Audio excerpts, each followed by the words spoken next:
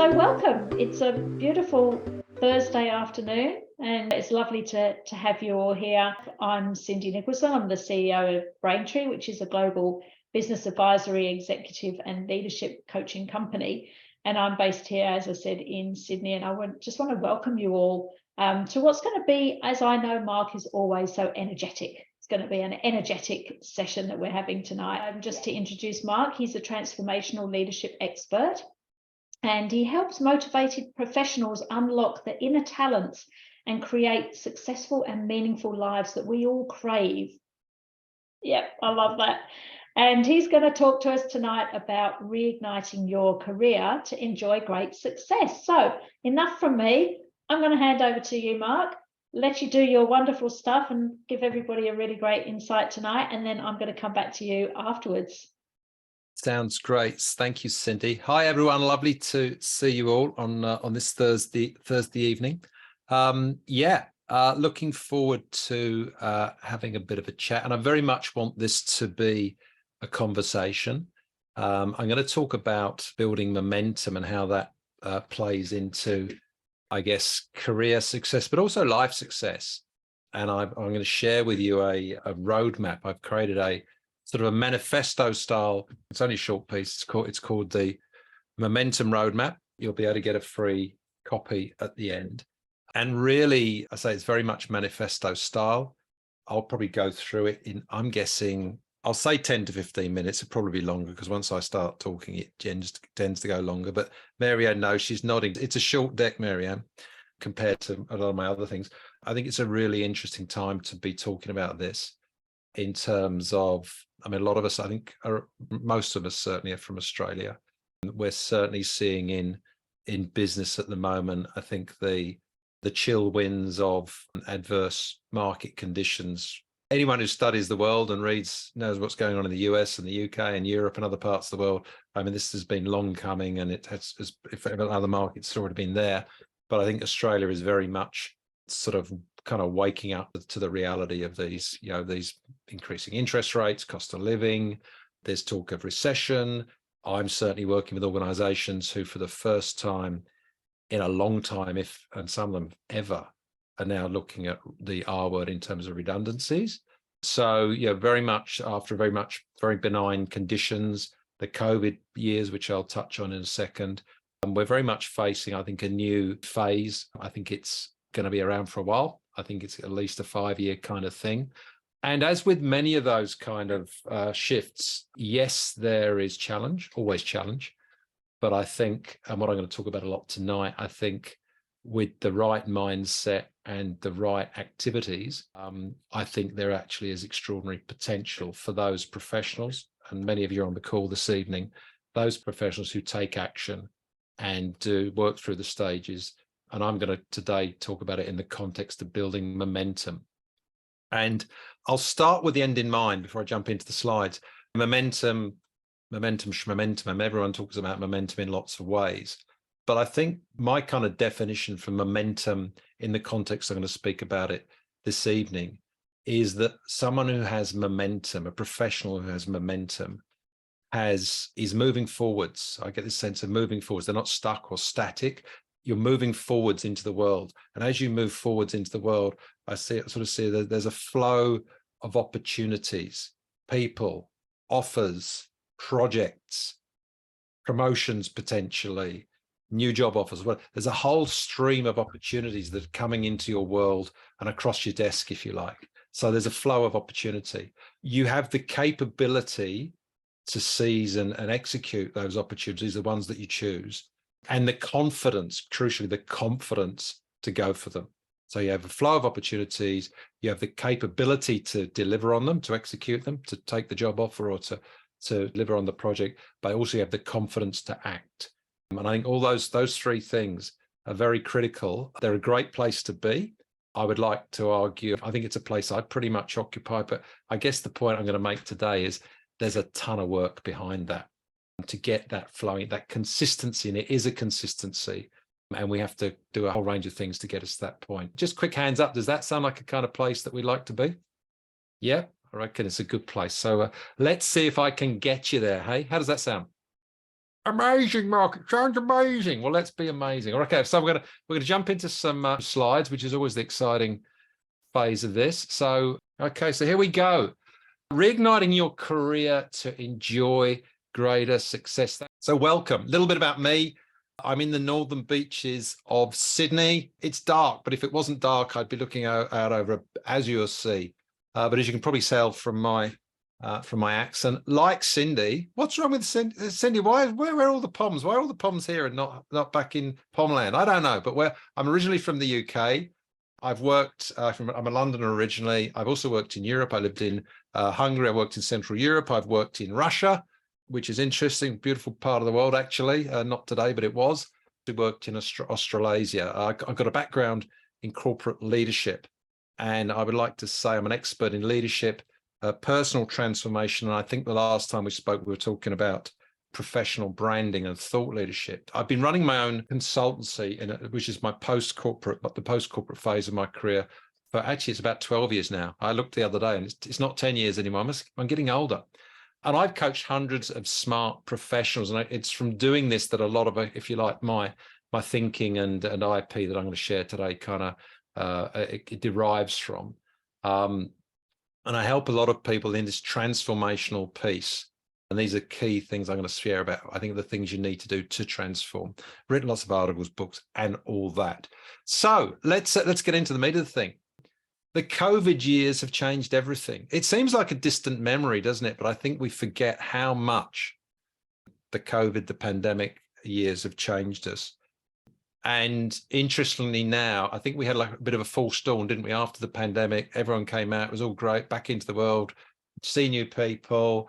I think a lot of us were kind of insulated professionally and financially, right? There was a lot of stimulus, a lot of government spending, and actually it seemed, oh, we got through that okay in some ways, didn't we? And I'm not trying to minimize. I know there was loss, and I think there was a bit of a false dawn. This actually wasn't too bad. But I think what we're seeing now, and a lot of the inflationary stuff we're seeing now, we're paying the piper, aren't we?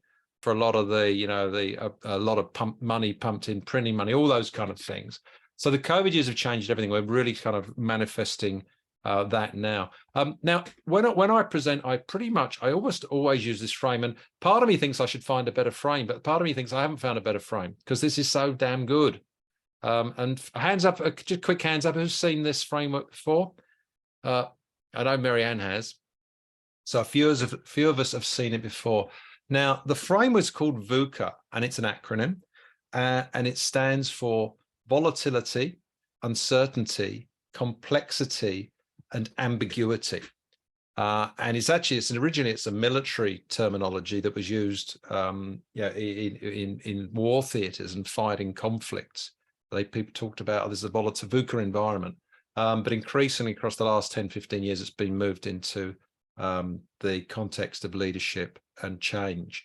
And I think it just fits everything, doesn't it? I mean, if you think of almost everything, even take out of COVID, this was always relevant. But when we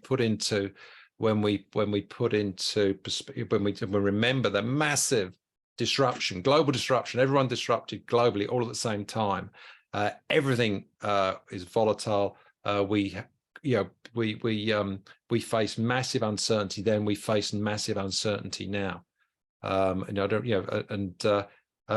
Everything's more complex. I mean, and we've got, Cindy started talking earlier about, we've now got AI, which is a whole new level of change and shift. And like you, Cindy, I think it's big, probably bigger than the internet. Personally, I think it's going to change the world, and not all for good. Certainly, I think there's going to be a whole load of jobs that disappear on the back of AI. And then one of the key things that I think is relevant in what we're talking about today is this idea of ambiguity. And we in the past, I think pre-COVID, most of us had a real sense. I think it was sort of where we were trying to get to, and most of us most organizations as well, was like, well, we moved into the future by extending the past. Last year plus a bit. What are we in next year? Plus 10% on this year, and off you go. And that's just not possible now. I think there's so many more complete shifts and changes and pivots and recalibrations and reinventions and transformations we need to make, both individually and potentially organizationally.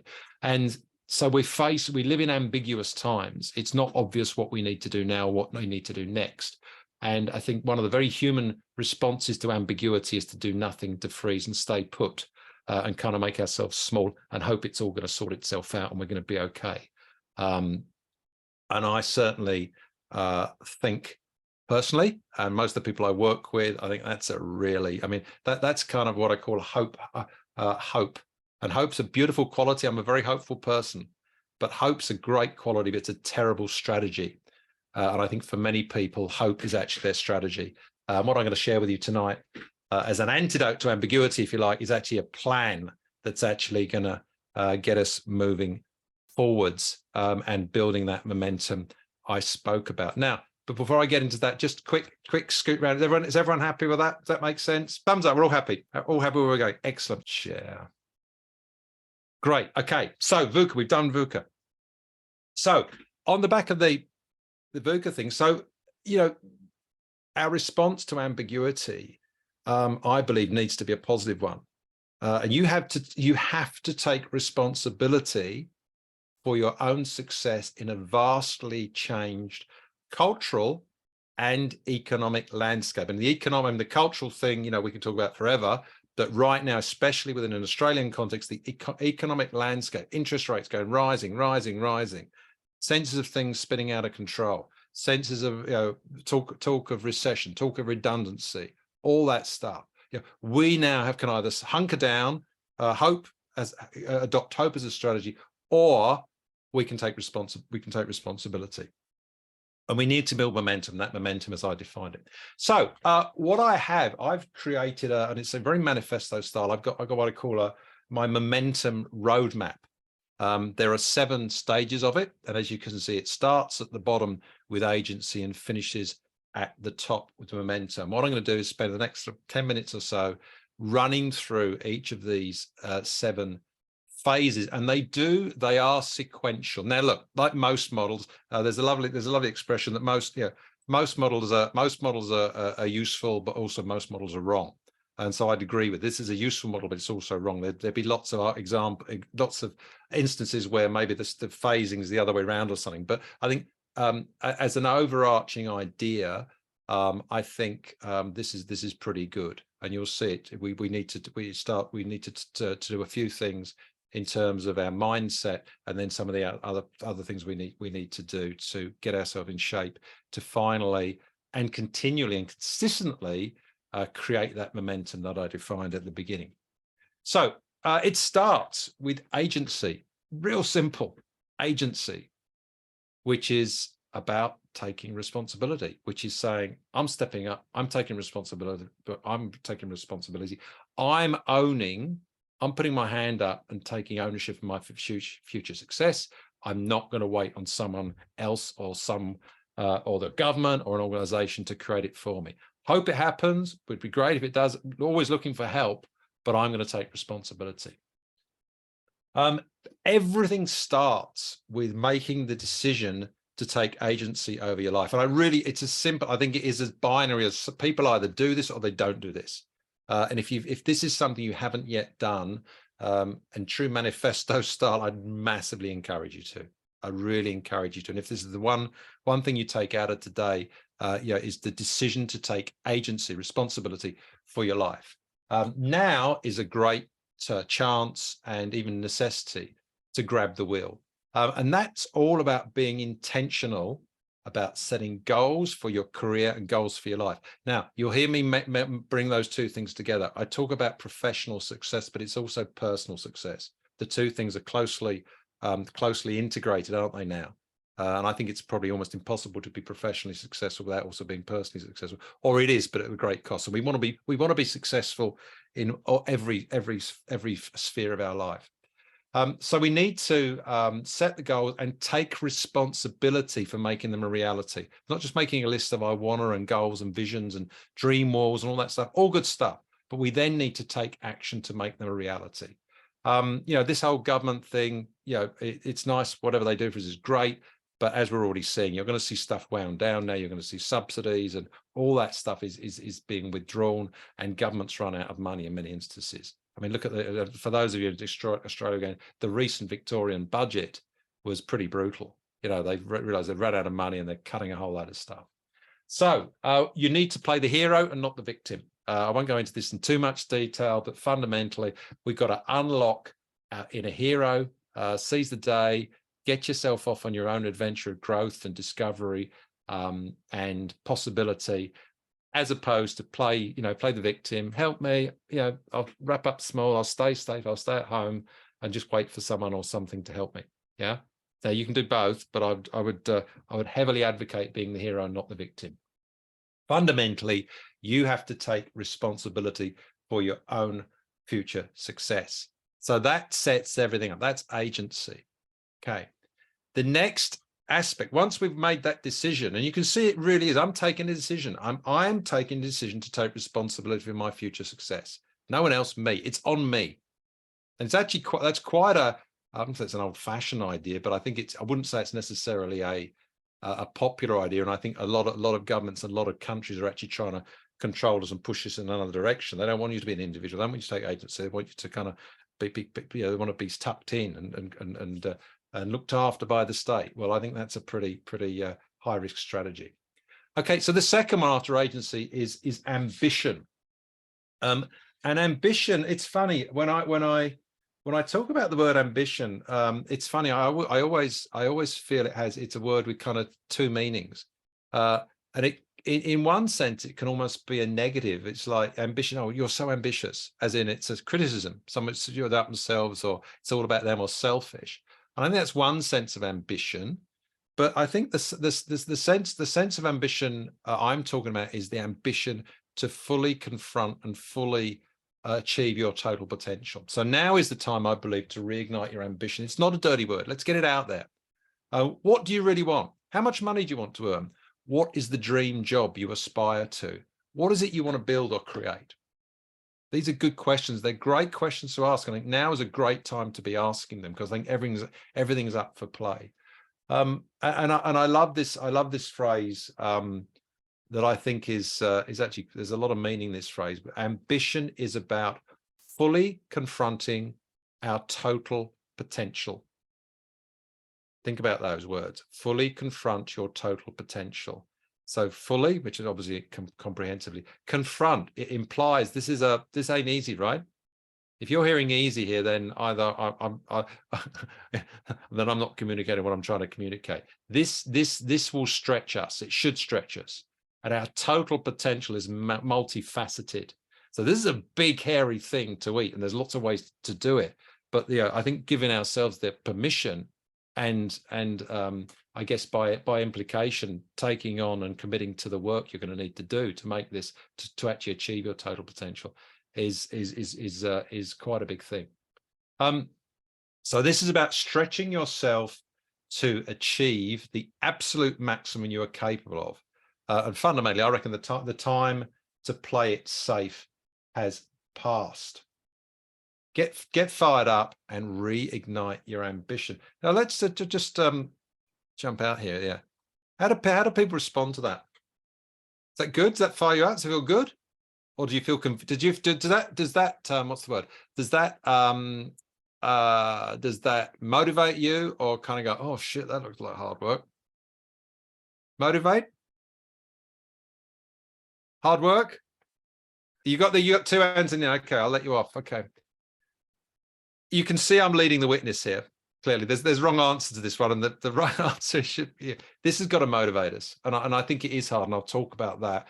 But I also think it's the only option, really, because the alternative is hope, which, as we said, is a lovely quality, but a poor strategy.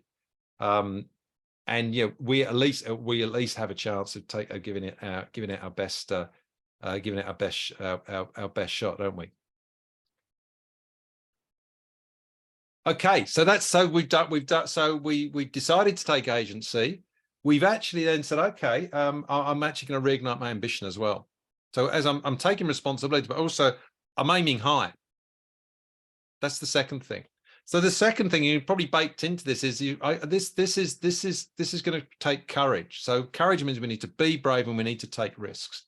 Because much of what I'm advocating probably runs against the flow.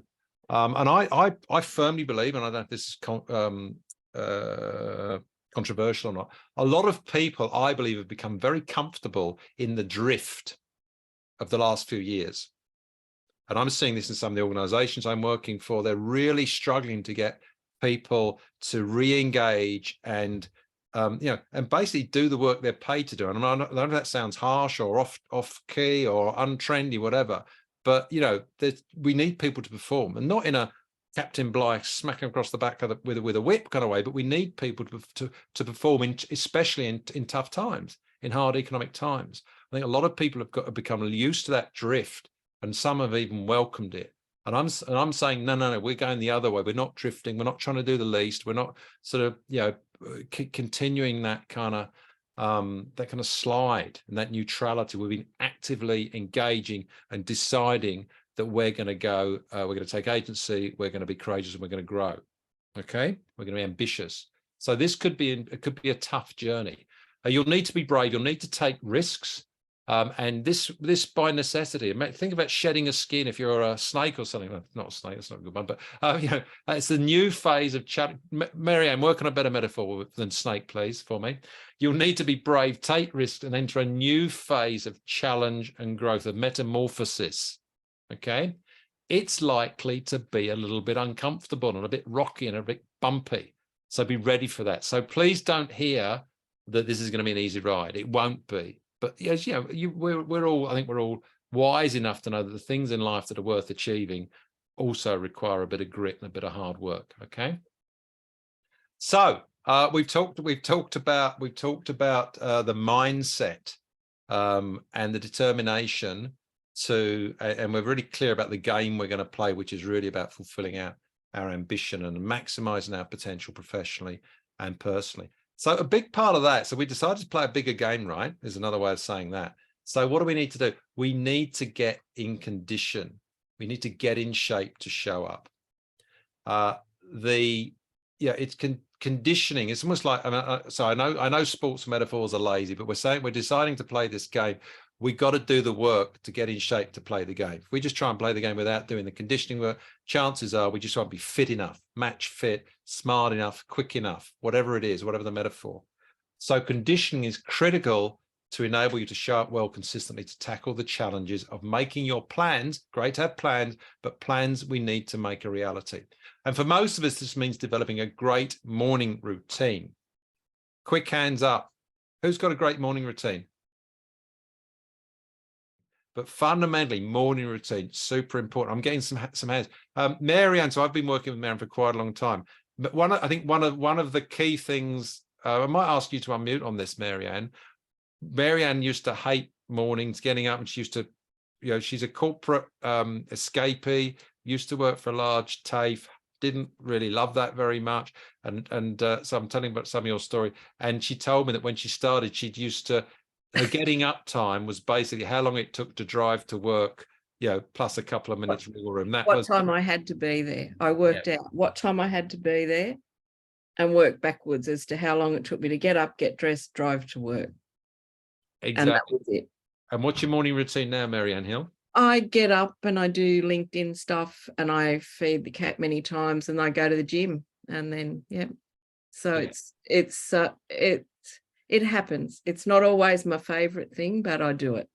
Yeah, thank you, Marianne. And that's important. You don't need to love this, and I'm not saying you necessarily will love it, but I'm saying it's really important to really have a great morning routine. So that's what. There are other places you can do it, and there are other for those are some mornings more challenging. Typically, it means something like combining exercise, reflection, reading, meditation, and journaling in order to arrive at work, wherever that is, ready to perform. For those of you looking for some guidance, there's a very, very good sort of movement and website and book called Miracle Morning by Hal Elrond, something. And it's a really good thing that mixes this up. And I won't go into too much detail, but fundamentally, it's getting up the same time every time. Probably means getting up early. Pip, you're probably not having much trouble getting up early, I'm sure. You're probably a bit of assistance in getting up early, but then it's having a routine. And fundamentally, it's getting in shape such that when you turn up at work, you're already good to go. You don't spend the first hour kind of working out which way is up and kind of waking up and so forth, because that can't possibly prepare us at our best. A wicked morning routine is life-changing. In the work I do, I coach lots of people. I coach probably 30, 40 people every year, execs and so forth. And this is one of the first things we work on because a lot of people don't have this right. And I think it's foundational to so many things. And it's pretty much a non-negotiable for anyone who's serious about changing their success paradigm. Okay, if we're getting into the guts of it now, halfway through. Number 4, this is, I think, let's have a look. 1, 2, 3, 4. Is this 4? Agency, ambition, courage, conditioning. No, number 5, discipline. Do the work. Do the work. Fundamental, boring, unfashionable, unavoidable. Good old-fashioned discipline is just essential, and it's really interesting. And I speak, to be fair, I'm sure I'm preaching to the choir here. I work with a lot of successful people. I mentor a lot of successful people, and I don't think I know. I don't think I know any of the I don't think anyone. So I don't think anyone I know who is successful who doesn't work hard and continue to work hard. Up early, morning routine, doing stuff. And they're disciplined. So good old-fashioned discipline is essential. That means get up early, set and meet your own deadlines. The discipline to defer other things that get in the way of your goal. And that could be a whole load of things. Fundamentally, do the work. If anyone needs any help in this regard or in this, there's an excellent book. It's called Do the Work. I didn't write it. I wish I had. It's called Do the Work. It's by a guy called Stephen Pressfield. It's super thin. Look at that. Look how thin that is. And it's also super big font. And you can see that. So you can actually read that. You can read that on a flight from Sydney to Melbourne, or you read it 4 times if you fly with Jetstar. It's actually a really good read. And it's one of those books. I read it quite regularly, and it talks about this idea of the resistance. And the resistance, he names all these things that kind of get like procrastination or perfectionism, or it's not the right time, or I just need to get these other things ready to go before I actually do the work. All these excuses and avoidance strategies that we all use. And you'll read this book and you go, oh, that's me, that's me, that's me, that's me. So excellent book, The Guts of Do the Work. And it really is that simple. This is a non-negotiable. I think you've just got to get this piece locked in if it's not already. Okay, number 6, we're almost there, which is about connection. And really, this is about, one of the lovely things about this evening is we're connecting. Most of us don't know each other, some of us do, but you're connecting with like-minded people who've given up time, juggling babies, juggling work pressures, juggling timetables to do this, which is a professional development piece, rather than not. And so much you could be playing.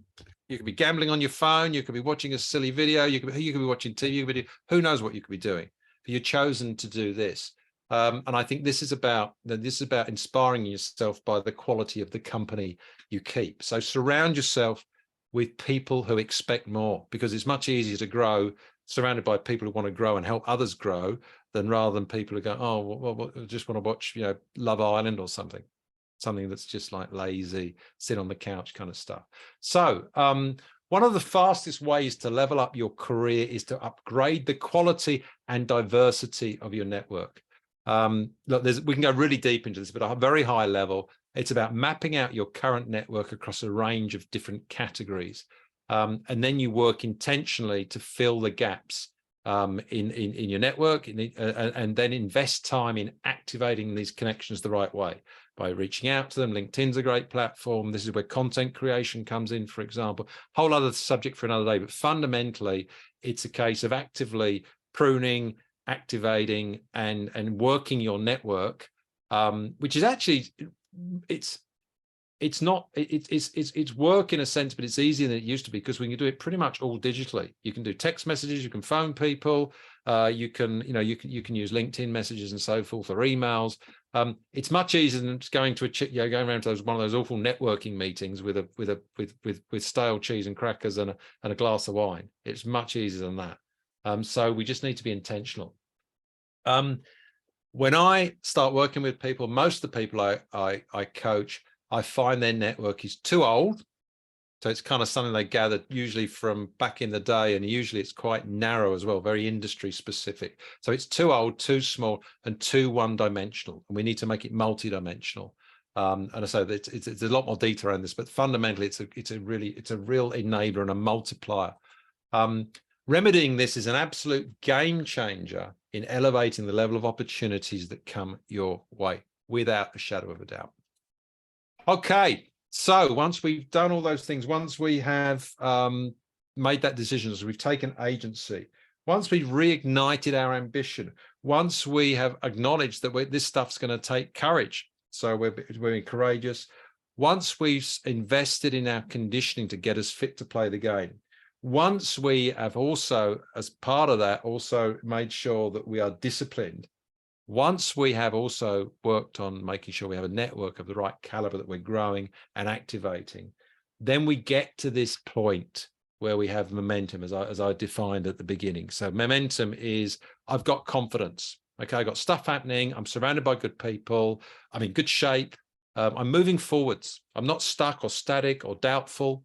I have confidence. I'm moving forward. There's a flow of opportunities coming towards me.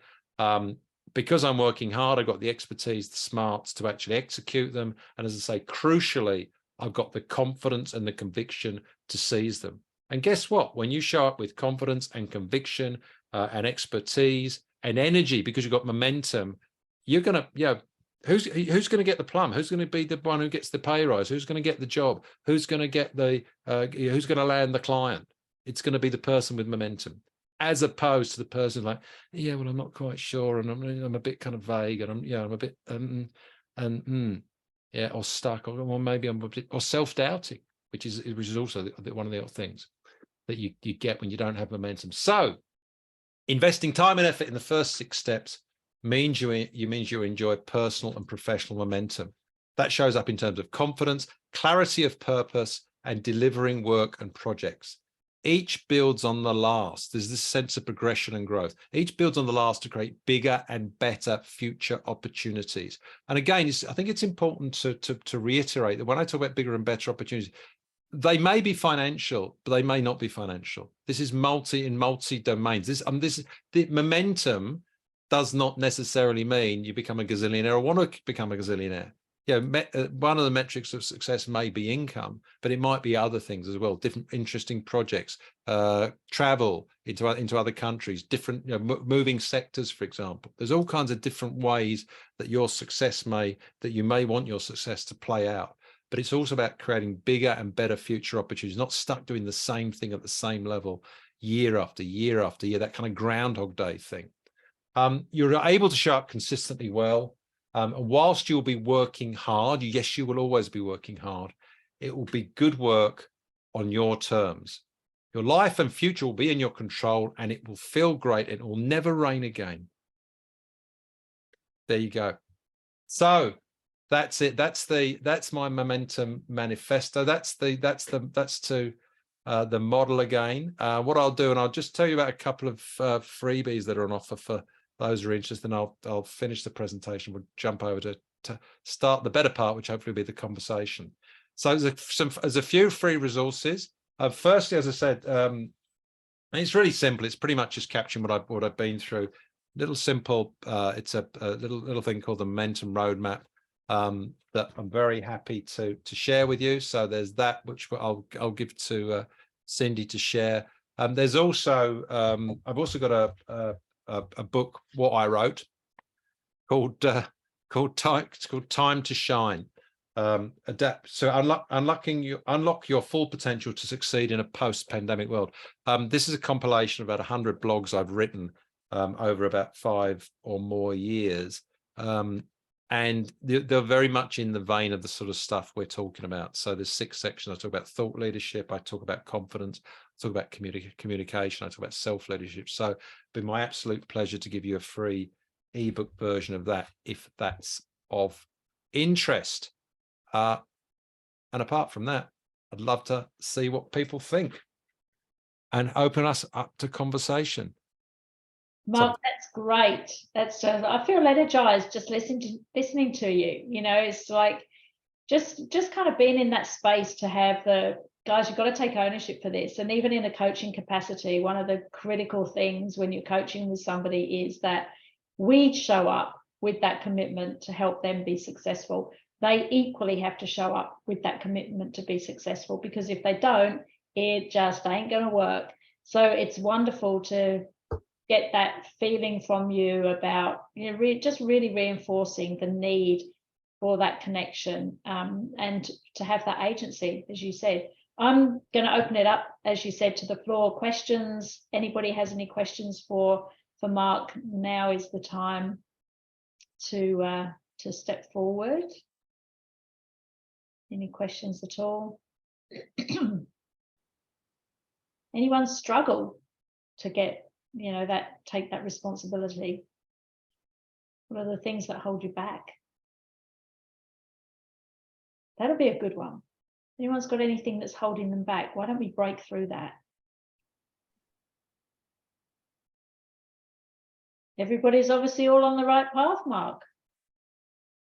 It's all good. I think one of the whilst everyone gets their questions and their commentary ready, which I'm sure they shall, I think one of the real important things with all this is this is a, yeah, this is, you have to keep doing this work. This is on, you know, you never get to the point where this is done and you kind of, yeah, sweet, got this, I have momentum, and it's an ongoing investment, and you know, that we all have to do, you know, to turn up with energy. And I think to your point, Cindy, I think, you know, energy is a business currency. It really is. And you're going, you know, you go into a room and they're all sitting there going, all of it. There's a low energy or negativity, or, yeah, and someone comes in with presence and with something to say and with maybe a solution or a good question, you know, that's very powerful. And I say, I mean, you know, and I go back to the overarching conditions at the moment. There is probably a certain amount of fear and despondency in the you know, in the marketplace and in the environment today. And, you know, a lot of people, their natural reaction, you know, fight, flight, our natural reaction, a lot of it is to make ourselves small, and to hunker down. And what I'm proposing is we do the opposite. But when you do, it's, you know, it's valuable. People are looking for people with solutions, people with energy, people with, you know, people. So that, I guess, another way of saying it, that personal momentum I'm talking about is also highly prized by organizations. It's leadership, but it's more than leadership. So, you know, but we need to keep it's something we need to keep investing in. It's not something we attain and keep. It's not like an education. It's like, oh, we've got an MBA, great, and you just got that. You have to keep playing this game and doing the work to keep your mojo up, to inspire yourself, to lead yourself, to make this stuff happen. And that sort of comes back to your point about the network as well, Mark, you know, because if you surround yourself with people that are high energy and driven, you're going to be able to, you're going to thrive off their energy as well. You're going to be pushing your energy to them. They're going to be pushing it to you. There's nothing worse than, you know, if you, like you say, I was at a conference today and there were speakers that were just high energy, really engaging. Like there's no way you want to be distracted with anything. You just want to be right in there and following them every second. And then there's others who's sort of like, okay, well, this is just blah, blah, blah, blah, blah. What are they saying? And then you kind of think, oh, there's 20 minutes of my time I'm never going to get back. So what is it that, you know, how are you showing up? What is the energy that you're coming forward with? Because people are going to read that and they're going to want to connect with people that are also high energy. You know, see the life of the party. Everybody wants to go to the life of the party. They don't want to go to the boring person sitting in the corner. That's where you get attracted to the energy. Anybody else feel that? Do you find that when you're in those sort of situations, you want to go to the bubbly person, the energetic person? They've got life. It's exciting. And you know, I'm on that point about networks as well, Mark. I think I always have a term that your network is your net worth. Mm. Mm. And, you know, in times that you've just been speaking about where it's pretty stressful, right? There's interest rate hikes and people are losing their jobs and so on and so forth. Who do you tap onto? Whose shoulder do you tap onto when you're looking to get that next opportunity or wanting to share some value in your network? You know, that's really, really important part. Yeah, I think the net. I mean, I have a model. I talk about people's wealth network, your wealth and poverty network, and it sounds like it's all about money. It's not, but it's wealth as in the various elements of people you need to build and elevate and enable you in multiple parameters, multiple facets. And again, you know, it's such a the act of growing your network and filling in those gaps, as I say, and then reaching out to people. You have new conversations, you know, and new conversations lead to new opportunities, you know, versus doing nothing. And most people don't do anything, and then they sit with the same network that's stale or small or kind of limited, and then they wonder why they're not, why all these opportunities not coming their way. And it's because, well, you're not creating an environment where it's very likely. You have to move, and so the network is a massive way of amplifying that by, firstly, I suppose, in terms of enablement, but also in terms of personal motivation, because that idea of, you know, surround yourself with people who want to move at the same pace as you or inspire you. It does. It gives us that lift. So it's really important that we're doing that work. Yeah, absolutely, absolutely.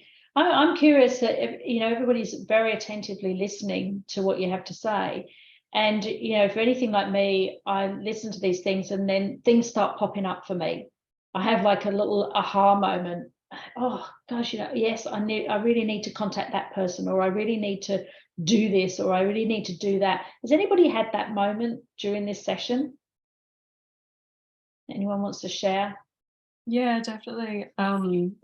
I definitely resonate with the idea about, the network, and also just having a variety of different people with, different outlooks and perspectives as well. And I was recently feeling quite stuck and went on a trip and just saw lots of family and friends and different people, and like realized that I'd been missing that in my life, and that just how important it is to keep those connections going as well. Yeah. And how energizing would it have been for you people as well, just to be amongst those people? You know, definitely. if it was just for a couple of days, that often you can go to a different environment, see a different view, talk with different people, and you can come back and feel like you've had a 2-week holiday. Yeah, absolutely. Yeah. For me, just thinking about that whole thing about being able to use social media, particularly LinkedIn and that sort of thing, to build a network.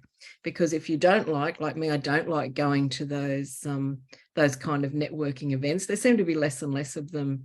They haven't jumped back into fashion after COVID, which is, for me, is a good thing. And most of them were very early in the morning too, which is also not my time.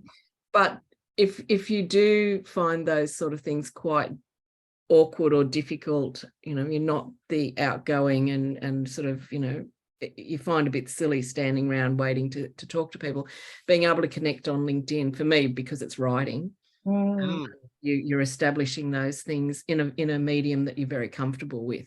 It's so much easier to build a good network and have conversations with people, so you're actually getting to know them a little bit before you might even have a face-to-face conversation. Mary, and that's really, really important to emphasize. That's a network that you are now monetizing, isn't it? That you've Most of my work come from your activity on LinkedIn. Is word of mouth through that, and again, that makes it so much easier. And I mean, for me, the biggest thing when I did do the workbook, it was like, oh my God, how many excuses have I been using for years? You know, my whole life. You know, I've spent 60 years going, oh my God, I can't do that. And then you go, oh, all you've got to do is just decide and actually do it. And I think one of the key things from that, Marianne, is that we'll come back to this book, Do the Work, is that he talks about, he lists a whole lot of things that we use as excuses. But and when you realize that the same excuses or procrastinations or delaying tax use are they're universal, and you realize you're not the only one who struggles to get projects done or struggles to motivate. So that's actually when you realize that, I can do this, and it's not that people are better or smarter or maybe my struggles are universal struggles, and therefore I can overcome them. It's not I'm not a particular thing I'm afflicted with. Yeah, I just think a bit way that you think, oh, but I'm the exception, everybody else is like that, but I can't do it because I'm doing this, and you go, no, that's another excuse. Yeah. But an observation I've made in what you've just shared there, Marianne, thank you for that, is that you have recognized what your comfort area is. I'm not going to say strengths and weaknesses because it's not about strengths and weaknesses. It's about recognizing what works for you as an individual in the way that you're connecting with people. And once you can identify that, you feel comfortable in that space. And when you're comfortable in the space and you feel passionate about it, you are going to be successful. So it's really that just really stood out for me in what you were sharing, that you've understood exactly how you need this to work for you. So congratulations, because you found that channel. You've embraced that digital channel and it's working well for you, and you're reaping the rewards. So that's amazing. So well done. That's really good.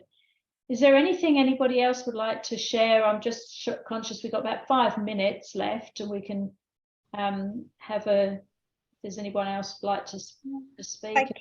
I just wanted to possibly is asking the question is that when we get onto this framework, which is if I see myself in the last 2 years since I joined the organization, definitely I have done a couple of the steps. That is what Mark has already shared. That's where I get to where I am now. I'm on to do the work. And but then the problem is where you get more and more accountability, responsibility when you go up the ladder, and then you need to continuously work hard. And then that is at what point that will be the stop, because I start working harder and I work harder, and then I become workaholic. And I'm constantly is working. Yeah. Okay. So so yeah. What great question, Kathy. We're not absolutely recommending working 70 hours. Absolutely not. A lot of this is the process of it's doing the right work, and it's also pursuing the right level of opportunity. And we should be growing, and I don't know your situation at all, so I don't. But for example, a lot of people stay with organizations too long when they've outgrown the organization, and what they need to do is go to a larger organization, for example, to get a bigger role. Whereas often they must, and a number of people that I've coached, I'm sure others here have coached as well, and you meet somebody and say, well, why didn't you leave 5 years ago? It's almost like, oh, well, I can leave. Of course you can leave. Go. You've tapped. This place has been great for you. You've got to this certain level. Most organizations are a triangle. You get to a certain level where the next level might not be there at all, or there's already someone in there. So go leave. You've got to.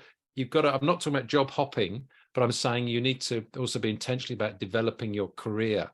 And that that might be in that bit. It looks like be courageous, take risks, because often people say, oh, don't leave a good job. I said, well, no, maybe now's the time to leave a good job.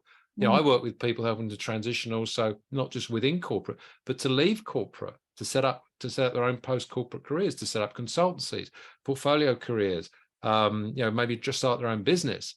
And there's a massive amount of risk in that. But it's like, but also you could say, well, I spent 15 years doing a job I didn't really like or actually loathe, because I didn't want to take the risk to try something different. That's a terrible, So it's so lots of things. So it's not just do the work. Do the work's a part, but it's also have the right strategy, have the right professional development strategy for you. Work out what you want to do and understand. I do 2 years here, then I need to go over there. Maybe then there's a promotion, I might need to move there, I might need to go to a different country. There's all kinds of different aspects of it. So yes, hard work is important, but we also need to make sure we're working hard at the right level. Is that helpful? Yeah, thanks, Mark. Yeah, sometimes it's a work, the right level of the work. And that might, and also that part of that could be you might need to delegate some of your existing work to someone else who gives them the opportunity to grow, whilst you in turn look for the next level of work up, so you can grow your skills, grow your qualifications, grow your capabilities. So you should, yeah. Simplistically, there's every year our career should look like a staircase. So year one, sorry, I'm trying to do some year 1, year 2, year 3, year 4, year 5, year 6. So by the end of year 10, we're 10 steps up. Whereas what a lot of people do is they get to step 2 and then they just do step 2 for 10 years. So at the end of 10 years, they're at the same level of competency or capability and often remuneration as they were in their 2nd or 3rd year into the job, but they've been in it 10 years. Instead of learning and growing and so forth. So that may mean changing organizations or asking for more responsibility, etc. Lots of different strategies there. Yeah. Thanks for sharing that, Mark. And just to let you know, we've got a couple of sessions that are coming up just over the next couple of weeks, and we're actually upgrading it now to do 3 different time zones, because we're covering the UK market, obviously our local markets, and the US market. So we've actually got a few different time zones that is making it really exciting for us. You're going to get a sneak peek into looking under the hood of our leadership program, and we've actually never done that before. So the only people who've been involved in the program, and actually I think Claire's just disappeared for the evening now. Oh no, Kathy, there you are. Sorry. Kathy's actually going through the program at the moment, so she'll know what we're talking about. But we don't normally showcase everything, to the public, but we are doing that for you in June. So I'm super excited by that. I've learned loads from you tonight, as usual, Mark. Lots of freebies, lots of exciting things that are coming up, and we really are grateful for your time. We're grateful for everybody who is on this call. If anyone else has anything else that they'd like to add before we wrap up, feel free to open up your line and go for it. We're all good. Okay, so I guess with that, we can just thank everybody for joining. Glad to have you here on our session. We always love seeing everybody's faces, and I hope you can just go ahead into the next day and night. Maybe process everything you've heard, dream about it, think about it, and then wake up in the morning with that new routine, and let's get cracking with that new momentum, right? Boom, let's do it. Boom. Thanks, everyone. Lovely to meet you. Thank you so much. Thanks, Cindy. Bye-bye. See you. Bye.